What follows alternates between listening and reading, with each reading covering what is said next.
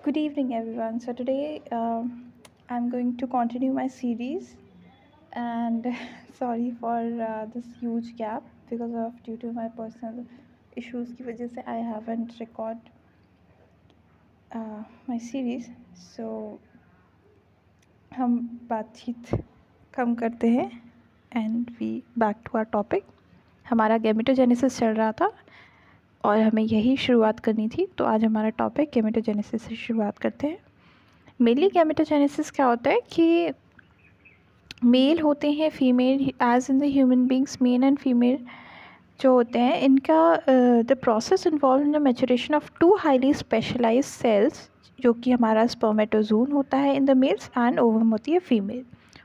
और इन्हीं दोनों का द प्रोसेस वो कैसे मेच्योर होते हैं, how it will takes place, यही होता है हमारा गैमेटोजेनेसिस, जिसमें हम लोग oogenesis भी पढ़ेंगे और स्पर्मेटोजेनेसिस भी पढ़ेंगे। इसमें आप लोग देख सकते हो the word gametogenesis is also made from two words, that is gamete and genesis.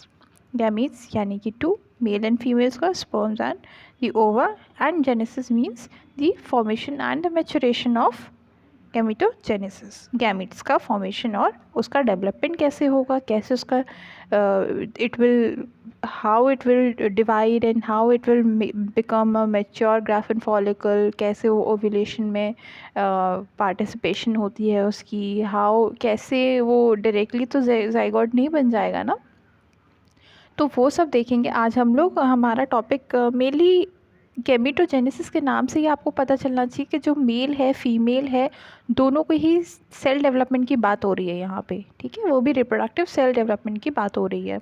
तो आज हमने टॉपिक हमारा लिया है हमारा oogenesis, इसके बाद हम लोग नेक्स्ट वीडियो में देखेंगे स्पर्मेटोजेनेसिस, ठीक है। तो मेन टॉपिक हमारा गैमेटोजेनेसिस है, इसके अंदर दो सब पॉइंट्स आते हैं, first is oogenesis and second one is spermatogenesis.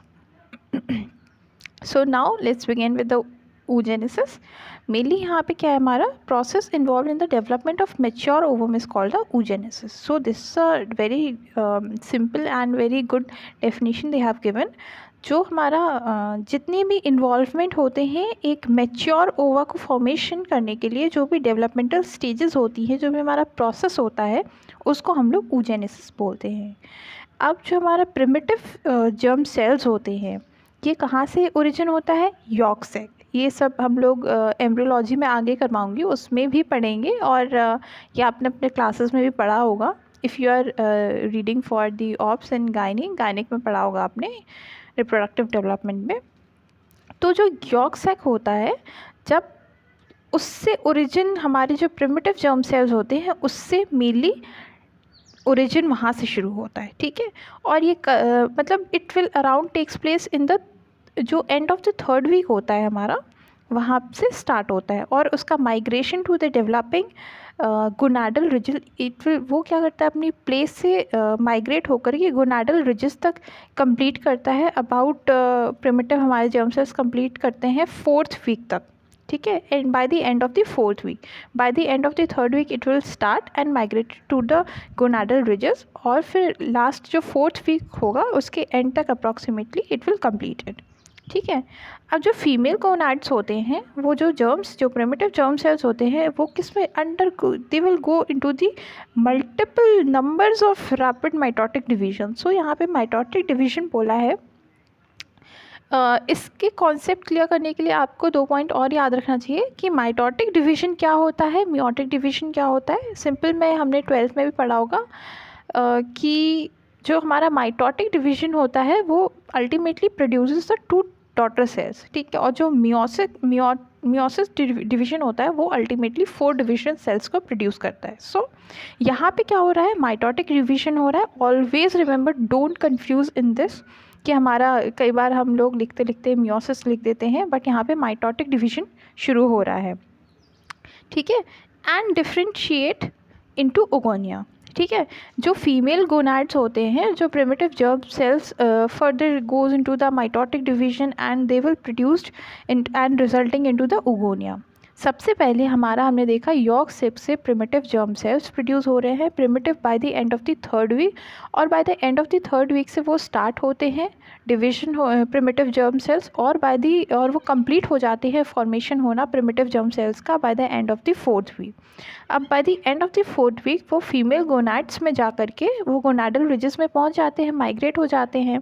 फिर वहाँ पर जा कर के वो जो प्रिमिटिव जर्म सेल्स है वो मल्टीपल फॉर्म ऑफ, मैं आपको इसके लिए एक टेबल भी फॉर्म कर दूँगी, अभी आएगा बाद में, हम आपका उससे बहुत ही बढ़िया कॉन्सेप्ट हो जाएगा। तो जब भी आपको क्वेश्चन पूछे तो आपको एक फ्लो फॉर्म में आपको प्रेजेंट करना है, that will contain a very good marks. ठीक है। अब जो हमारा फीमेल गोनाड्स हैं, तो जो हम पढ़ रहे थे फीमेल गोनाड्स, वो हमारे multiple times of mitotic division में चले गए। ठीक है। और क्या फॉर्म कर दिया उन्होंने? उगोनिया फॉर्म कर दिया। जो नंबर ऑफ उगोनिया हैं वो उस अपनी मैक्सिमम जो उनका मैक्सिमम ड्यूरेशन होता है वो 20th वीक में वो अपना मैक्सिमम उगोनिया प्रोड्यूस कर देते हैं। नंबरिंग कितने होते हैं? न्यूमेरिकल देखा जाए तो उनको वो अप्रॉक्सीमेटली 7 मिलियंस होते हैं। ठीक है। जब मेजॉरिटी ऑफ उगोनिया कॉन्टिन्यू डिवाइड करते रहते हैं और जब कॉन्टिन्यूसली डिवीजन होगा तो कुछ उगोनिया प्रोफेस में चले जाएंगे फर्स्ट मियोटिक डिवीजन के, जिसको हम लोग प्राइमरी oocyte बोलते हैं। ये क्या करते हैं? सराउंडेड हो जाते हैं। ये जो प्राइमरी oocyte होता है अपना, प्राइमरी oocyte फर्दर क्या होगा हमारा, जो कुछ प्रोफेस में जाने के बाद, जैसे हमने देखा कि 20th वीक में वो 7 मिलियंस के अप्रॉक्सीमेटली रहेंगे, ये फर्दर डिवाइडेड होते रहते हैं। डिवाइडेड होने के बाद से वो कुछ टाइम में प्रोफेस में चले जाती हैं, और जो प्रोफेस मियोटिक डिवीजन, जो इनका फर्स्ट मियोटिक डिवीजन प्लेस करेगा, वो हमारा सेल प्राइमरी oocytes फॉर्म करेगा। पहले इन्होंने oocyte बनाया, oocyte से फिर इन्होंने प्राइमरी oocyte बनाया, उगोनिया से प्राइमरी oocyte बनाया। प्राइमरी oocyte फिर ये सेल क्या करते हैं? प्रोफेज और मेटाफेज के बीच में जो सेल्स होते हैं ये क्या करेंगे? हमारा फ्लैट सेल्स होते हैं उससे सराउंडेड हो जाएंगे, और ये बाद में कहलाएंगे हमारे प्रीमोडियल फॉलिकल, प्राइमोडियल या प्रीमोडियल फॉलिकल्स कहलाते हैं। और प्रेजेंटली ये मेनली प्रेजेंट होते हैं हमारे कॉर्टेक्स ऑफ ओवरी के कॉर्टेक्स में प्रेजेंट होते हैं। और बर्थ के टाइम पे this line should be noted, at birth there is a no more mitotic division. ठीक है। वो जब बर्थ होता है, जब baby was born, baby girl was born या baby boy was born, no more mitotic division will takes place. ठीक है। जितने भी ओगोनिया होते हैं वो सारे रिप्लेस हो जाते हैं प्राइमरी oocyte से, विच हैव मीन, ये हमारे अल्टीमेटली कब फिनिश होते हैं? ये हमारा prophase of the first meiotic division. और जो रिमेन, देखो कुछ जो होते हैं प्रोफेस मियोटिक डिवीजन में चलते हैं, कुछ हमारे रेस्टिंग फेज में चले जाते हैं क्योंकि कॉन्टीन्यूसली दे आर डिवाइडिंग। ठीक है। और जो हमारा रेस्टिंग फेज में जाते हैं जिनको हम लोग डाइकोटीन स्टेज बोल सकते हैं, और ये डाइकोटीन स्टेज जो होती है वो कब आती है? Between the prophase and metaphase के टाइम पे आती है। जो total number of primary oocyte रहते हैं बर्थ के टाइम में अप्रॉक्सीमेटली ये 2 मिलियन तक रहते हैं। जो प्राइमरी oocyte जो होते हैं ये do not finish the first meiotic division until puberty. जब तक कि जो बच्ची है उसकी मेल पर्सन है जो प्यूबर्टी जब तक रीच नहीं करेंगे, they will not finish the first meiotic division, they will continuously doing the first meiotic division until they will reach to the puberty. Okay. At puberty approximately 4 lakh primary oocyte were there, and some of them gone into the atresia in the sense they are just a failure follicles, they are not doing anything, they will not ultimately resulting anything. Okay, so ultimately only 4 lakh them are left behind. So out of these only 400 are likely to be released during the entire reproductive period. So you from the girl's perspective, anyone in the community region or in the gynecology region, they will ask in the viva what is the age duration of the reproductive period. Okay, so you may answer, you need to know this, that 15 to 45 is the reproductive age of for the entire life of the female. So that is the duration when the female is can reproduce and produce a baby. Okay, now we will move on to the maturation of the oocyte.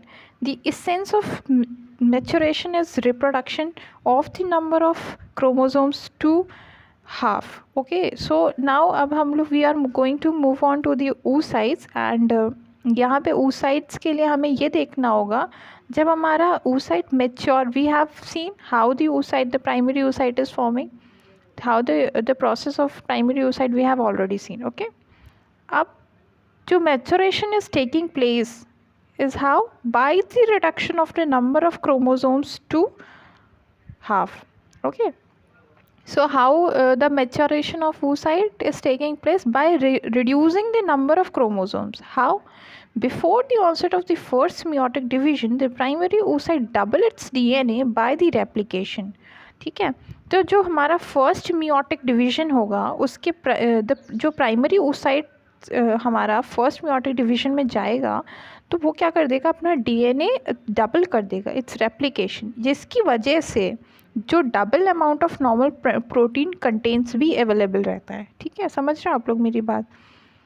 तो इसका मतलब यही है कि जब वो first meiotic division में जाएगा तो वो क्या करेगा, अपना जो भी कंटेंट है वो डबल कर देगा. It will not produce any extra amount of protein content और any extra amount of chromosomes, but it will reduce and forming into the doubling their DNA. Okay, so if normal protein content करता है तो 22 pairs of autosomes होते हैं जो हमारा content determine करते हैं characteristics of the parents, and जो 1 pair of the sex chromosomes, that is XX in the females only. The first stage of the maturation occurs कब होता है? With full maturation of ovarian follicle. First stage of the हमारा maturation कब अकर होगा? जब हमारा ovarian follicle fully mature हो जाएगा. कब? Just prior to the ovulation. So what we called as Graafian follicle. Okay, but final maturation occurs only after the fertilization. Full maturation is different, final maturation is different. Okay, so primary oocyte undergoes the first meiotic division giving rise to the secondary oocyte. जो हमारा primary oocyte है first meiotic division में जाएगा तभी वो secondary oocyte को develop करवाएगा. ठीक है, और सेकेंडरी oocyte के साथ 1 हमारा पोलर बॉडी होगा. दोनों में डिफरेंस क्या है? They both are of unequal size, they both are of they are producing by the meiotic division of the primary oocyte, but ultimately उनका क्या है, वो प्रोड्यूस हमारे मियोटिक डिवीजन प्राइमरी oocyte से ही हो रहे. प्राइमरी oocyte जब मियोटिक डिवीजन में जाएगा तो एक हमारी सेकेंडरी oocyte निकलेगी और एक हमारा पोलर बॉडी निकलेगी. जो हमारा सेकेंडरी oocyte होगा वो लार्जर इन साइज़ होता है, polar body is laser in size. दोनों के पास सेम नंबर ऑफ क्रोमोसोम्स रहेंगे, but the different is only the size is not the same. और जो सेकेंडरी oocyte, और ये क्या करते हैं, हैप्लॉइड नंबर ऑफ क्रोमोसोम्स रहते हैं इनके पास 23X, बट नियरली और जितना भी साइटोप्लाज्म है और जो smaller polar body also contains the half of the chromosomes. ठीक है, बट विथ स्कांटी साइटोप्लाज्म, मतलब they are not of any use. बाद में जाकर के ये क्या करेगा, जो मेच्योर ओवर रहेगा उसको सराउंड कर लेता है. ठीक है, पेरीविटेलाइन लाइन में रहेगा ये. अभी I will teach you later. Ovulation occur soon after the formation of the secondary oocyte. जब ओव्यूलेशन अकर कब होगा? After the formation of the secondary oocyte. Only secondary oocyte के फॉर्मेशन के बाद ही ovulation will be taking place. Okay, यहाँ पे एक पिक्टोरिकल फॉर्म है, you can see. Yes, very nice diagram. यहाँ पे आप देखो कि न्यूक्लियस है, इसमें आपका वाइटिलस है. ठीक है, फिर यहाँ देखोगे आप first polar body is present here only, and ये पेरीविटेलाइन स्पेस दिया हुआ है. ये वाइटिलाइन के बीच में इसमें पेरीविटेलाइन स्पेस की अंदर की तरफ को vitelline is surrounded. Perivitelline space is the between corona radiata और वाइटिलाइन लाइन मेम्ब्रेन के बीच का जो स्पेस है उसे हम पेरीविटेलाइन स्पेस बोलते हैं.